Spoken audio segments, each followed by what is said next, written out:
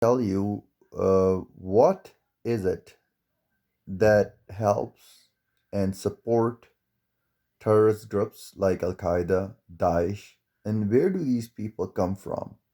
Now, the fact that Sunni Muslims, they come from Sunni Muslims is been identified multiple places, especially by regimes like Iran, who are committing mass atrocities and Holocaust in Yemen, in Syria, and it's trying to destabilize the entire region. In Iraq, they have Iranian-backed militias have committed atrocities and genocide. It has been a problem for Saudi regime. It's trying to destabilize countries like Saudi Arabia, Israel, and many others. In any case, uh, what happens is, for example, in Afghanistan, Americans were fighting, and quite right, they were right to fight the Soviet Union there because we don't want um, Soviet or Chinese or Russian,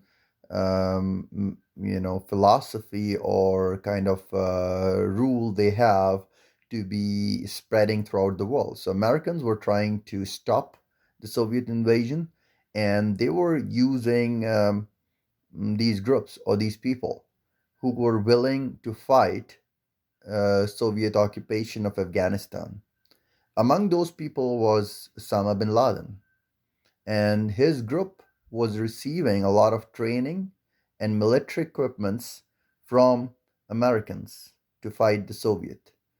Now, these people they have extremist or extremist views for sure. And once the war is finished, they needed uh, to go back, but they were not allowed to go back to their countries because countries like Saudi Arabia, Egypt, they were not ruled by democracy. They are not democracies. They're ruled by dictatorships or similar kingdoms which are not very popular with the people. So they were afraid that if these people will come back, they will also fight the local regimes in their respective countries. So they were not allowed back. Now, in Afghanistan, these people were used by different groups to bolster their agenda, and thus it results into what we saw in the form of these terrorist groups. When it comes to Daesh, when Americans invaded Iraq, and the invasion itself was not wrong. I mean, these dictatorships needs to be removed somehow. For example, the Iranian regime right now, it's committing atrocities not just in neighboring countries and promoting terrorism in the entire region, but also committing atrocities against its own people, against Iranians. And the Iranians wants freedom from this regime. So America needs to invade and intervene and replace this regime with democracy and freedom. So when Americans invaded Iraq and removed Saddam Hussein, um, all the Baathists, the Baath party was Saddam's party, all the military, they were not allowed back into service by the extremist Shia who were now in power because of the Iranian influence.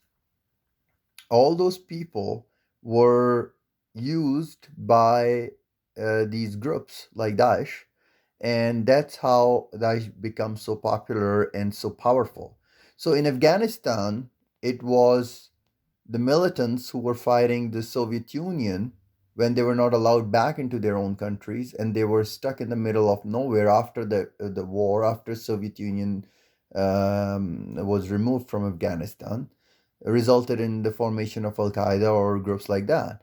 In Iraq, when the Ba'athist Party was removed or overthrown, and all those millions of people, the Sunni Muslims, majority of them were not allowed back by the Shia extremist government, backed by the Iranian militias like Hashid Brigade, Badr Brigade, and others. those people have nothing else to do, and they were also used by the extremists in order to do what they have done. And similar events happen. So this is how basically this kind of terrorist groups are formed. The way to stop them is to not use these militants or these people, but to use regular military or regular armies. So, for example, if United States wants to remove Soviet Union from Afghanistan, should use its own soldiers and its own military, which is difficult, instead of using these groups or these people. And same thing in Iraq. When you have removed Saddam Hussein, you need to provide the Iraqis who are without jobs sense of security against the extremist Shia who are now in power because of the removal of Saddam Hussein. In any case, extremism needs to be dealt with in multiple levels. One dimension is what we have been seeing through invasion and whatever is going on, and the other one is politically we need to be sane enough that our decision shouldn't lead to extremism.